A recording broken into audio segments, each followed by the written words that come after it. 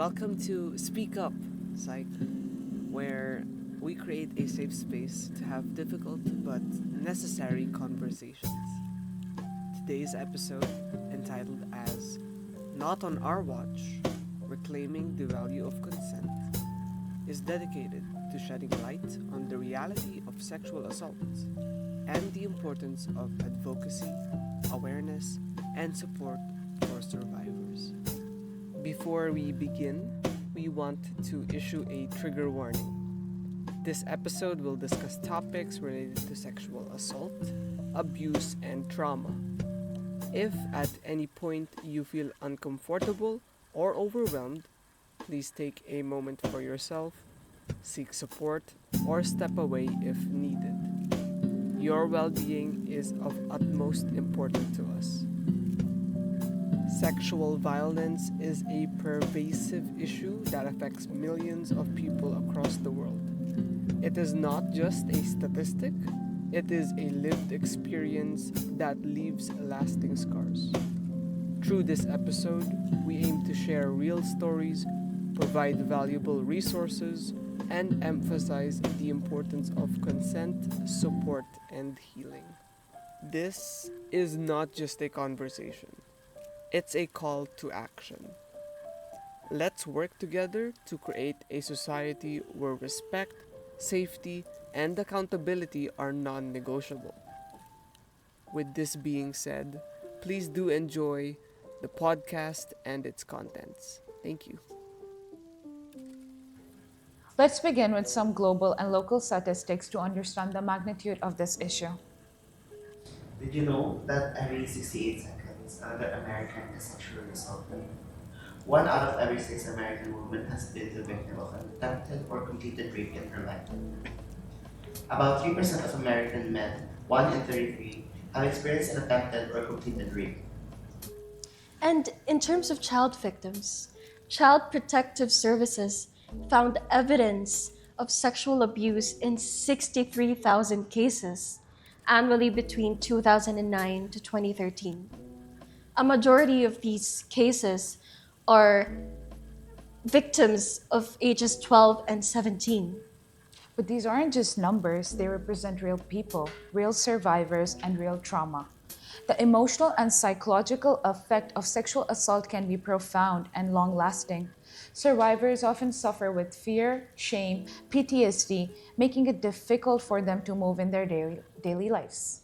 That's why it's essential that we not only acknowledge these statistics, but also work towards prevention and support systems to help survivors heal. Sexual assault affects people from all walks of life, including celebrities. Did you know that recently, Paris Hilton revealed that she was drugged and raped at just 15 years old? She recalled being given a drink that made her feel dizzy, only to wake up a man on top of her whispering, "You're dreaming." This was just one of the many traumatic experiences she faced, including encounters with Harvey and a high school teacher who tried to manipulate her. And despite her trauma, Paris has used her voice to advocate for survivors through speaking out, seeking therapy, and surrounding herself with a support system. She's taken steps towards healing. She's also become an activist working to reform abusive institutions. Her story reminds us that survivors can come from all backgrounds. Healing is possible, and speaking out can lead to change. Paris Hilton's story is one of many that highlight the devastating effect of sexual assault, but also the resilience of survivors. However, not all stories are heard on such a large platform. Today, we want to share the voices of individuals who chose to speak up anonymously because their stories matter just as much. The following story is from someone who, despite the pain they've endured, wants others to know that they are not alone. Their voices deserves to be heard, and their experience is valid. This is the story of our first anonymous survivor.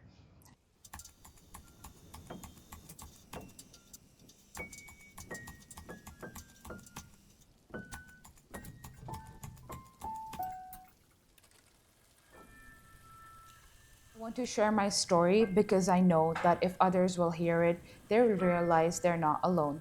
It happened when I was in grade 6 or 7. I was sitting in class next to someone because of the seating arrangement that was made by my teacher. I don't even remember what we were talking about, just normal conversations kids have. Then it happened. At first, I ignored it. I told myself it might have been an accident. Maybe he was resting his arm on his body instead of mine. But when it continued, when it became uncomfortable, I had to move away. We weren't close, we were just acquaintance. So I wouldn't say I felt safe or comfortable around him even before this happened. But at that time, I didn't fully understand what had happened to me. It took hearing other people's experiences for me to realize what happened to me wasn't normal at all, that it wasn't okay. Since then, I found it hard to let people touch me unless I really trust them. I've become more careful with interacting with others, not just for myself, but also because I don't want to cross any boundaries with someone who might have gone through the similar pain that I did. I never told anyone. I never asked for help because I thought I could handle it on my own. I was afraid that people would dismiss it or say it was a mistake and brush it off as nothing. So I kept it to myself. For the most part, I try not to think about it. I tell myself it's the past and it shouldn't affect me anymore. Maybe that's my way of coping. If I could say something similar to someone who's gone through the same thing, it would be this: time helps, and healing is possible. What happened to you does not define who you are, and it does not mean you should think less of yourself. Everyone copes in different ways, and it's okay if what works for someone else doesn't work for you. Find your own way to heal and don't feel pressured to follow someone else's path. Stories like this remind us that how deeply these experiences impact someone's life, even in ways they might have never imagined. It is truly heartbreaking to hear how survivors often minimize their experiences, questioning whether what happened to them was even bad enough to talk about. And that is why it's so important to have conversations like this, to remind survivors that their feelings, their experiences, and that their pain are valid. No one should have to carry that burden alone. With that being said, let's move forward with another story from a brave individual who chose to share their experience with us. Every survivor's journey is different. Some realize what happened to them immediately, while others take time to process with their experiences. But what remains the same is the lasting effect and impact it has on their sense of safety and trust. Our next story comes from someone who, despite the years that have passed, still carries the weight of what happened to them. Their story is a reminder that healing takes time and that no one should have to go through this alone. Here's our second anonymous survivor story.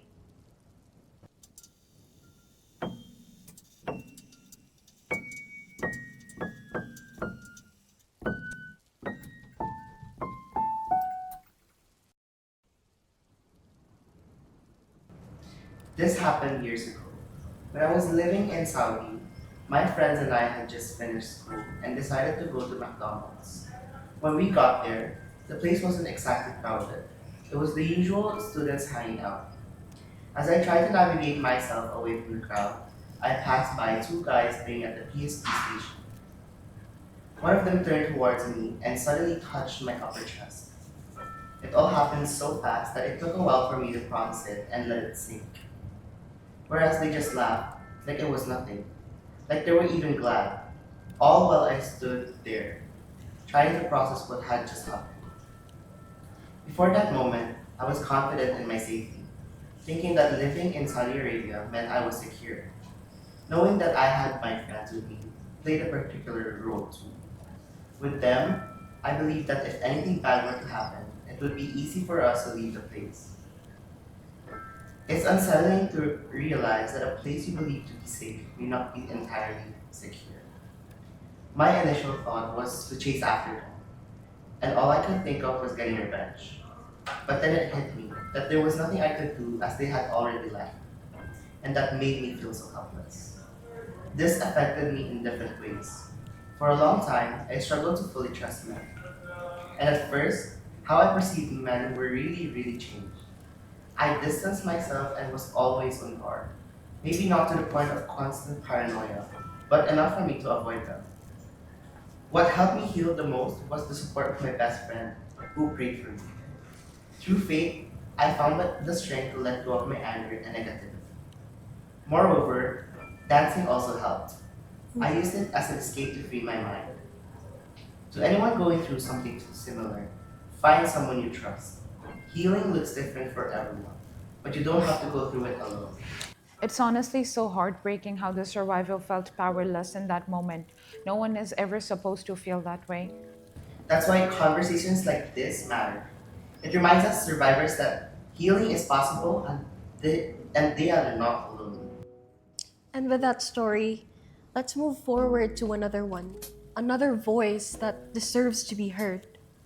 If you're currently experiencing abuse, please know you're not alone. You deserve to feel safe and supported. Reach out to someone you trust, a friend, family member, teacher, or counselor. There are also organizations and hotlines available to provide guidance and protection.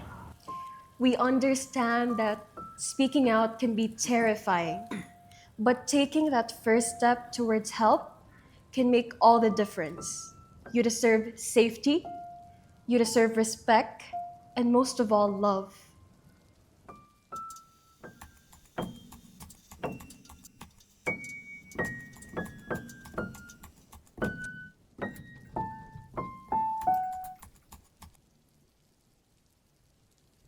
Support and healing comes in many forms.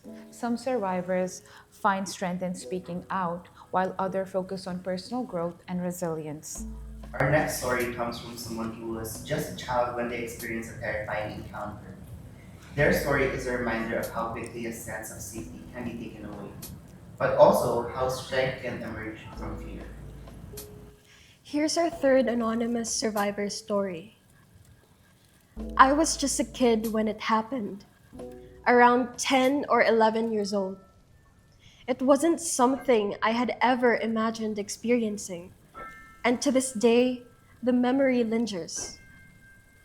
It was a clothing fair crowded with people. I was with my mother, but just for a few minutes, I drifted away from her. That's when a man approached me. I didn't know what he wanted, but something felt wrong. He tried to take me away. At that age, I didn't fully understand what was happening, but I knew that something was wrong. My only thought was to get away and find my mother. Before that day, I had always felt safe, but that one moment changed everything. I never told anyone. I didn't have the words to explain it, not even to myself. It's only now that I'm truly speaking about it. Over time, I learned to be stronger, to build my confidence, and to protect myself. This experience has made me hyper aware of my surroundings. I constantly think about how I move, how I interact, how I protect myself. I know that a single moment can change someone's life forever, and that's what I fear the most. Now I always make sure I have an escape plan. I stay alert. I position myself in ways that make me feel safer. It's second nature now. Beyond physical awareness, I focus on building mental resilience. If I lose control over my thoughts, I lose control over my ability to protect myself. So I make sure I am strong physically, mentally, and emotionally. To anyone who has experienced something similar, speak about it when you're ready. Keeping it bottled up only makes it worse. But more than that, develop yourself. Be strong enough to defend yourself. There may be moments when you feel powerless, but you are not alone, and you are stronger than you think. Honestly, every survivor story is different, and not everyone is ready to share their experiences openly, which is completely okay. Healing happens at its own pace, and no one should feel pressured to speak before they're ready. Now, we receive anonymous submissions from individuals who wanted to share their experience but may not yet feel comfortable speaking about them in detail. Their stories are just as valid and deserve to be acknowledged. See, these are real voices, real experiences. Brief, but very, very powerful reminders of the reality of sexual violence. Now let's take a moment to listen. Sometimes survivors struggle with understanding and processing their experiences. This is one of those stories. I was with my ex boyfriend, and despite me saying no multiple times, he still pressured me, guilted me into it. He made me feel like I had to do it to make up for our fights at the time. I ended up giving in. Now that I'm out of the relationship, I feel like that was assault, but I'm still not sure. Whenever I try to open up about it, I get shut down because I gave in anyway. But I remember feeling devastated. I didn't just move. It still sticks with me to this day. This story reflects something so many survivors go through: the confusion, the self doubt, the fear that others won't believe them. Just because someone eventually gives in doesn't mean it wasn't coercion. Consent must be freely given without pressure or guilt. This next survivor shares a story of endurance, of learning to fight back. I experienced a lot of sexual violence from childhood until my teenage years. Over time, I learned how to fight back and not let anyone touch me without consent. I am a rape victim, but I am neither ashamed or proud. The pain is still fresh, and I don't know when or how I will heal from it. Honestly speaking, healing has no set timeline. It's okay not to have all the answers. What matters is that the survivors know that they're not alone in their journey. Some stories are short, but they carry so much weight. Like this one. I was just a young boy and he was a grown man. I didn't know any better, but I'm glad it didn't go any further. I never told anyone, not even my parents. So many survivors stay silent out of fear or uncertainty.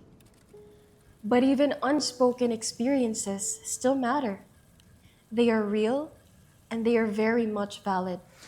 This next story shows how quickly a situation can change and how deeply it can affect someone. In June 2024, I went to a debut party where I met some friends of my friend. The party lasted late into the night, so I asked my parents if I could stay in a friend's hotel room. I didn't know there would be alcohol while I was drunk. I passed out on the bed. After a few minutes or hours later, I woke up to two of those friends on top of me. I don't remember much, but I know what happened. I've tried to block it out, but bits and pieces still haunt me. Now I still fear staying over at someone's place, especially hotels. It was truly heartbreaking. No one should have to experience this, and no one should ever be taken advantage of in such a vulnerable state. Sometimes, those we trust the most are the ones who break that trust. I was 14. Someone I respected in my religious organization wronged me. He was in a high position, someone my family trusted. But one day, during a gathering at his home, I asked his wife for help with something, but she called him over instead.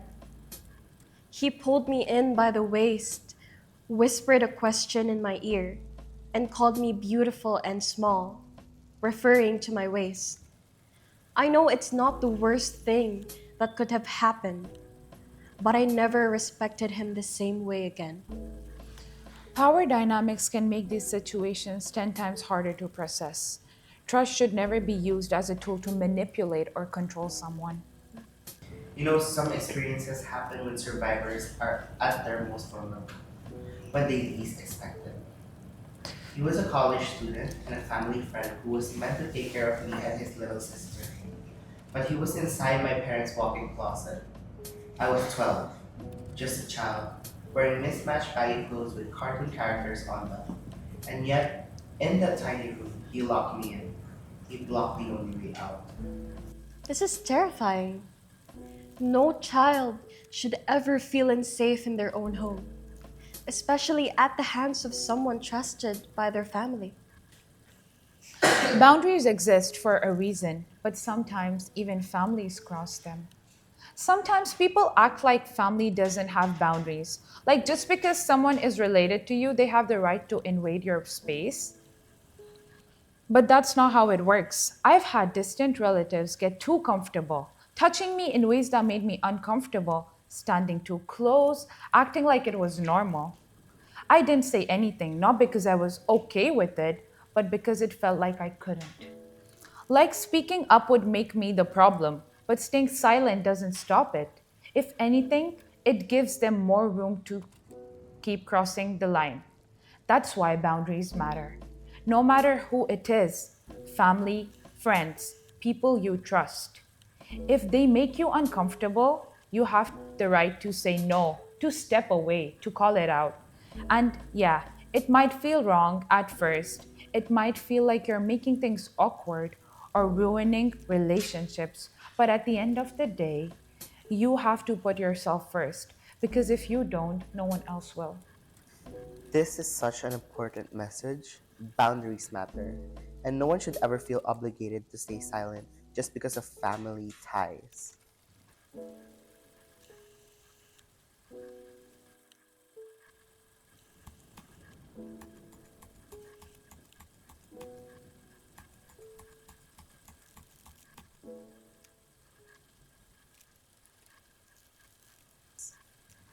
Healing from trauma takes time, but there are steps survivors can take to regain their sense of self and control.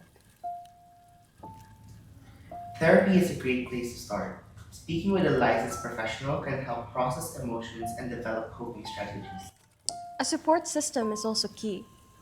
Surround yourself with people who uplift you, whether it's your friends, your family, or support groups. Self care is crucial, whether it's journaling, mindfulness, creative outlets, or setting boundaries.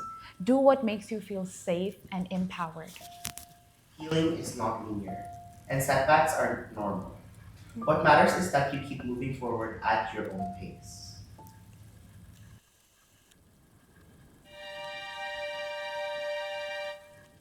We've talked about stories today, stories of survival, pain, strength, and healing.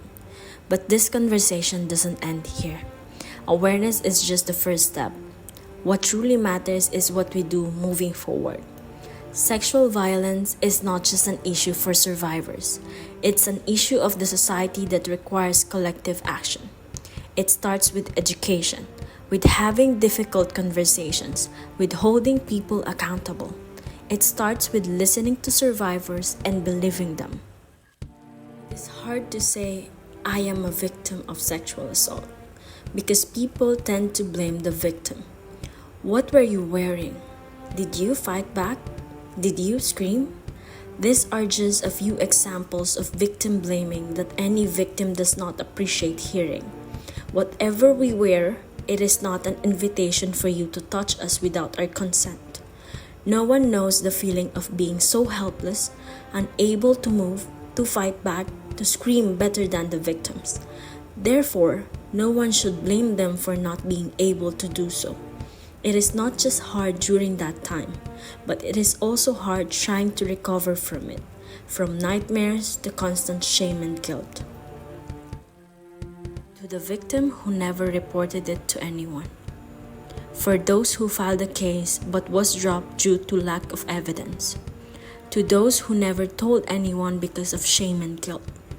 To those who tried telling someone but no one believed. I see you. It is not your fault. It is not what you said, not what you did, not what you wore. Nothing was your fault. I know you are constantly haunted by it. But let me tell you, you are not dirty. You are worthy. Whatever happened to you does not define you. Why are we making this public? It is important to encourage victims to speak up, to let people who care help them, and to let them know that it is not their fault. I was once scared to speak up because of victim blaming, but I am using my voice, my influence, my platform to encourage victims, whom I want to call survivors, to spread awareness about sexual assault. It is happening in our world. Anyone can be a victim, regardless of their gender, age, socioeconomic status. So make sure to be kind, because it can be someone you know and you care who is suffering in silence. And for those who have not experienced this personally, you still have a role to play. Be an ally. Educate yourself and others. Challenge harmful behaviors when you see them. Advocate for safer spaces, both online and offline. Small actions can create big changes. Let's build a culture of consent, respect, and safety, where no one has to suffer in silence, and no one is ever made to feel like their pain doesn't matter. Together, we can create a world where survivors are heard, supported, and empowered. This is not just a conversation. This is a movement, and it starts with us. Thank you for listening to Speak Up Psych. Let's continue to stand together, not just today, but every day. With that, we are the Psychology Organization. Acta non verba.